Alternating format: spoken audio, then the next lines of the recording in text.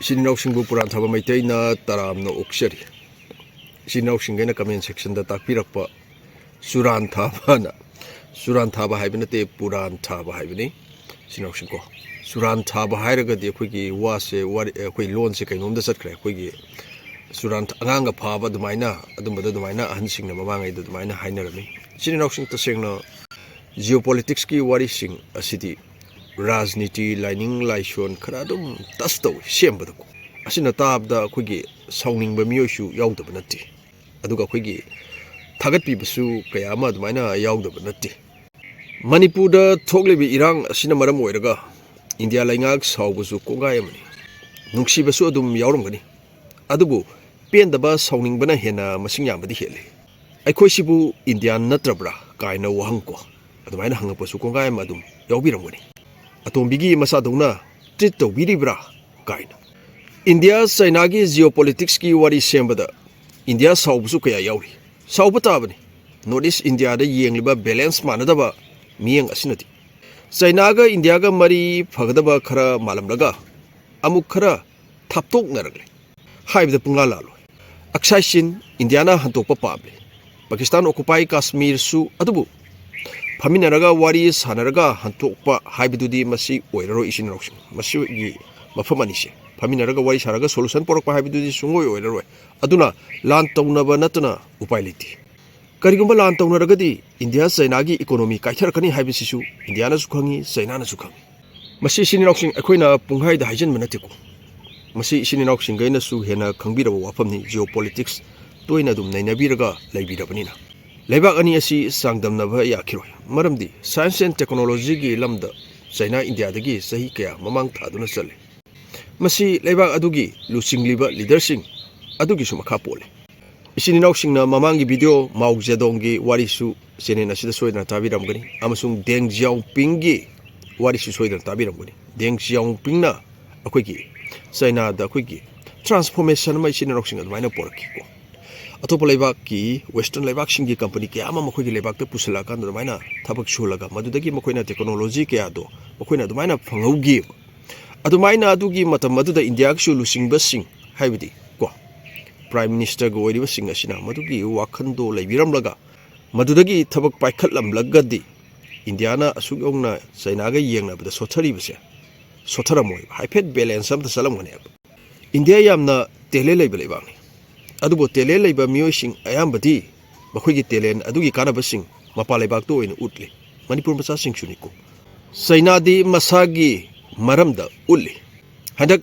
artificial intelligence deep sikka puthорактuna ya yaunari dini sinok America gi stock market ta asoba akaibam sulaki dinako China atopa lebak ta depend tawdi India dawna akoina sinariba Google America gini Facebook WhatsApp Twitter amasung uzik akhoi mayam yengminariba asigi platform YouTube hariba sisu sininoksing America gi ngaktune aduna America na satpada India sumatung inaba haibase iralaloi haibade sininoksing Manipur na Delhi gi matung inaba punglonda jagoi saba asigumbari samane sininoksing akhoina khange Google hariba se khwaidigi sawba search engine ne haiba adu China gi de masagi Baidu hariba sininoksing gaina su hena khangwirangani Sigi search engine semoi masagi leijay WhatsApp ki type ta WeChat lady sinawsing ne hena kangwirangani Alibaba lady game sabda Tencent lady AI artificial technology da DeepSeek hujig yawrakhare danako asidanatna alibaba.com na su DeepSeek kumba AI technology amasu adumaina puthokani haiba laikhreko masana sajai atopa laibak da depend tawde even China na handakta nauna khwaidagi yangba train CR450 prototype mai pakna test tokre train asigi speed 450 km/h da yangna adumaina sen bangami India gi modern train sabagi technology Japan yaudragadi upailiti sinnoksi India gi bullet train project su loisan bang ngamdri aduna technology gi lambi asidadi China ni India dagi yamna koigi helaga adumaina satli experimental advanced superconducting tokamak EAST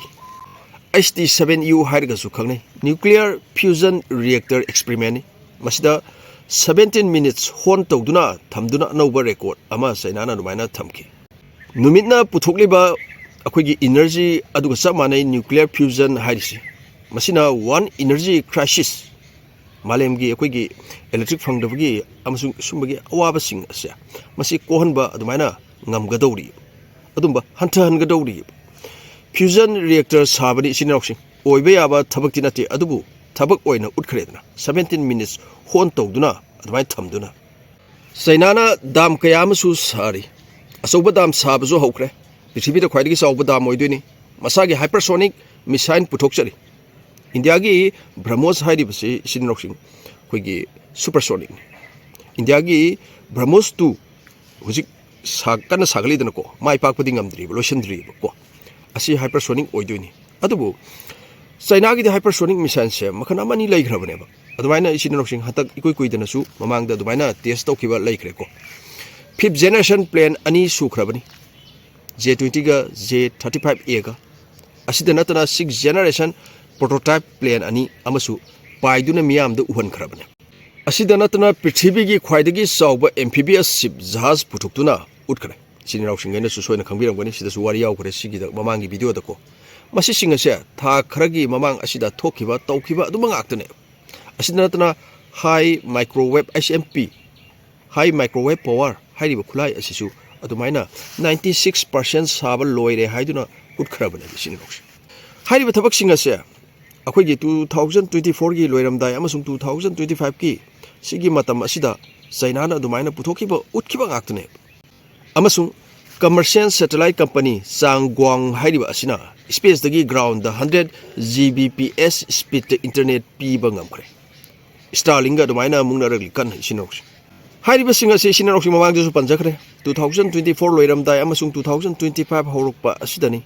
ꯏꯟꯗꯤꯌꯥꯅꯗꯤ ꯆꯩꯅꯥꯅ ꯇꯧꯔꯤꯕ ꯑꯁꯨꯝꯅ ꯀꯔꯤ ꯇꯧꯈ꯭ꯔꯒꯦ ꯑꯁꯤꯅꯤ ꯋꯥꯡ ꯍꯥꯏꯕꯕꯨ ꯃꯆꯥ ꯃꯆꯥ ꯈꯔ ꯄꯨꯊꯣꯛꯏꯁꯤꯅꯗꯤ ꯏꯆꯤꯟ ꯏꯅꯥꯎꯁꯤꯡ ꯁꯤꯒꯗꯤ ꯆꯩꯅꯥꯒ ꯏꯆꯤꯟ ꯏꯅꯥꯎꯁꯤꯡ ꯆꯥꯡꯗꯝꯅꯕ ꯌꯥꯕ ꯅꯠꯇꯦ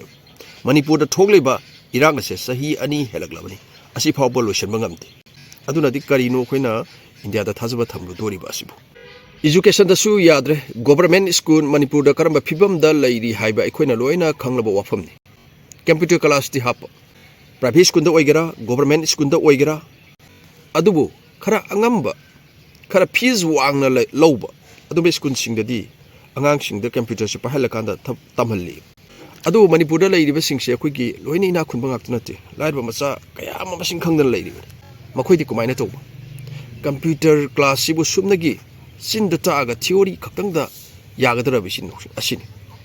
ꯑꯁꯨꯝꯅ ꯑꯉꯥꯡꯁꯤꯡꯗ ꯀꯝꯄ꯭ꯌꯨꯇꯔ ꯄꯥꯏꯍꯜꯂꯀꯥꯟꯗ ꯇꯝꯍꯟꯕꯒꯤ ꯁꯤꯒꯤ ꯐꯦꯁꯤꯂꯤꯇꯤ ꯑꯁꯦ ꯍꯧꯖꯤꯛ ꯐꯥꯎꯕ ꯐꯪꯗ꯭ꯔꯤꯕꯅꯤ ꯀꯝꯄ꯭ꯌꯨꯇꯔ ꯀ꯭ꯂꯥꯁ ꯌꯥꯎꯖꯔꯒꯁꯨ ꯚꯤꯗꯤꯑꯣꯗꯁꯨ ꯏꯆꯤꯟ ꯏꯅꯥꯎꯁꯤꯡ ꯑꯩꯈꯣꯏꯒꯤ ꯃꯔꯨꯑꯣꯏꯅ ꯑꯩꯈꯣꯏꯒꯤ ꯖꯤꯑꯣꯄꯣꯂꯤꯇꯤꯛꯁ ꯀꯔꯦꯟ ꯑꯦꯐꯤꯌꯔ ꯑꯃꯁꯨꯡ ꯑꯩꯈꯣꯏꯒꯤ ꯍꯤꯁꯇ꯭ꯔꯤ ꯂꯩꯗꯅꯀꯣ ꯑꯩꯈꯣꯏꯒꯤ ꯂꯧꯁꯤꯟꯕꯗ ꯀꯥꯟꯅꯒꯗꯕꯁꯤꯡꯒꯨꯝꯕꯁꯦ ꯀꯌꯥ ꯏꯊꯤꯉꯥꯏꯅ ꯌꯦꯡꯅꯤꯡꯉꯣꯏ ꯃꯔꯨꯑꯣꯏꯅ ꯑꯩꯈꯣꯏꯒꯤ ꯃꯨꯛꯕꯥꯡ ꯀꯔꯤ ꯑꯩꯈꯣꯏꯒꯤ ꯐꯥꯒꯤ ꯖꯣꯒꯥꯏ ꯑꯩꯈꯣꯏꯒꯤ ꯑꯉꯥꯡꯈꯩꯁꯤꯒꯤ ꯃꯣꯔꯦꯜ ꯗꯥꯎꯟ ꯑꯣꯏꯔꯛꯄ ꯌꯥꯕ ꯁꯨꯝꯕꯁꯦ ꯁꯤꯁꯤꯗ ꯑꯣꯏꯅ ꯑꯩꯈꯣꯏꯒꯤ ꯏꯟꯇꯔꯦꯁꯁꯦ ꯅꯣꯡꯃ ꯅꯣꯡꯃꯒꯤ ꯍꯦꯟꯒꯠꯂꯛꯏꯕ ꯁꯤ ꯃꯃꯥ ꯃꯄꯥꯁꯤꯡ ꯑꯣꯏꯕꯁꯤꯡꯅ ꯑꯗꯩ ꯃꯕꯨꯡ ꯃꯧꯄ꯭ꯋꯥ ꯑꯩꯈꯣꯏꯒꯤ ꯃꯕꯨꯡꯁꯤꯡꯅꯁꯨ ꯑꯩꯈꯣꯏꯒꯤ ꯑꯗꯨꯃꯥꯏꯅꯀꯣ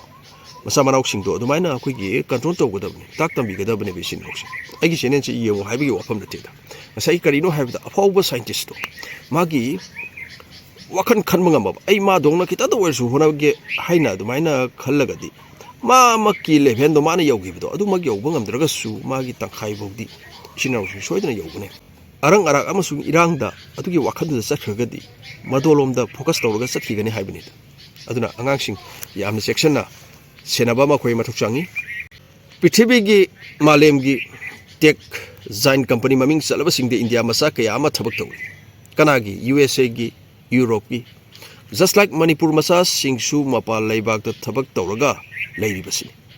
ꯕꯦꯁ ꯕ꯭ꯔꯦꯟꯁꯤꯡꯗꯤ ꯃꯄꯥꯟ ꯂꯩꯕꯥꯛꯇ ꯑꯗꯨꯃꯥꯏꯅ ꯊꯕꯛ ꯇꯧꯔ ꯂꯣꯏ ꯂꯩꯈ꯭ꯔꯦꯕ ꯏꯟꯗꯤꯌꯥꯗ ꯃꯅꯤꯄꯨꯔꯗ ꯍꯜꯂꯛꯂꯒ ꯆꯥꯎꯈꯠꯅꯕ ꯀꯔꯤꯅꯣ ꯊꯕꯛ ꯑꯃ ꯄꯥꯏꯈꯠꯀꯦ ꯍꯥꯏꯅ ꯈꯟꯕꯗꯨꯗꯤ ꯃꯤꯑꯣꯏ ꯑꯃꯅꯤꯈꯛ ꯑꯣꯏꯔꯝꯒꯅꯦꯕ ꯏꯆꯤꯟ ꯏꯅꯥꯎꯁꯤꯡ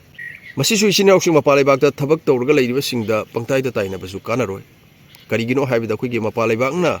ꯄꯩꯁꯥꯁꯤ ꯆꯥꯎꯅ ꯄꯤꯕꯅꯤꯅ ꯇꯦꯂꯦꯟ ꯂꯩꯕ ꯈꯩꯗꯤ ꯑꯗꯨꯝ ꯃꯁꯥꯅ ꯑꯗꯨꯝ ꯆꯠꯈꯤꯕ ꯇꯥꯕꯅꯤ ꯑꯁꯤ ꯍꯥꯏꯔꯒ ꯄꯨꯔꯥꯟꯊꯥꯕ ꯃꯩꯇꯩꯅ ꯀꯥꯏꯅꯅꯕ ꯌꯥꯊꯪ ꯅꯤꯖꯔꯤ ꯀꯪꯂꯩꯄꯥꯛ ꯏꯃꯥꯅ ꯌꯥꯏꯐꯔꯦ ꯌꯥꯏꯐꯃꯤꯟꯅꯔꯁꯤ